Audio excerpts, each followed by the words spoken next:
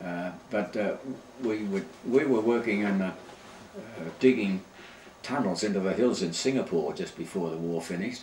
We were told by the Japanese that we were supposed to be storage for Japanese goods, but we didn't find out later they were actually going to be our tombs, because the Japanese High Command had issued instructions, I've got a copy of it somewhere, that if in the event of Allied landings anywhere, all the prisoners were to be killed and all traces of their having been there to be removed. In the Philippines in America, they did it in a very severe way. They herded these American prisoners into pits and rolled 44-gallon drums of petrol in and just burnt them alive. The death march at Sandakan was a result, because they felt that the British were just about to land in Borneo, and out of those 2,000 odd, there were only 6 people got out. 2 of them were hooked up with the Filipino guerrillas, and the other 4 rescued by Australian commandos.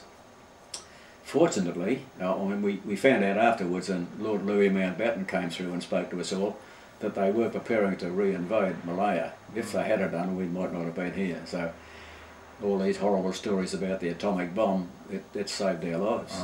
Saved their lives. Yes. Now, how did you return from Singapore to Australia? We were one of the last to go because we were reasonably fit. The worst people were flown out. Someone that went back on aircraft carriers and British ships.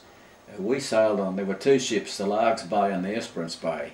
I just forget what the sequence was, but we got on one ship from Singapore and we stayed in Brisbane overnight, and then the next day we were put on another ship, and one went direct to Melbourne and the other one went to Brisbane and Sydney. And we finished up in Sydney. Was you at the showgrounds, or? No, we went out to Ingleburn. Did you? Yeah, yes. We went out by bus. And so I think some people went to the showground, but I think I went back out to Ingleburn. And the family there. How long was it before you resumed your civilian? Well, I had quite an extensive amount of leave up my sleeve. But my wife, she wasn't my wife then. She was manpowered. She worked in Standard Telephones and Cables, which was another one of my good friends, the one that volunteered to go to Borneo on E-Force. And he took me along to the company dance, and that's where I met my wife to be. And she got manpowered into the, as working as a clippy, a conductress on the buses.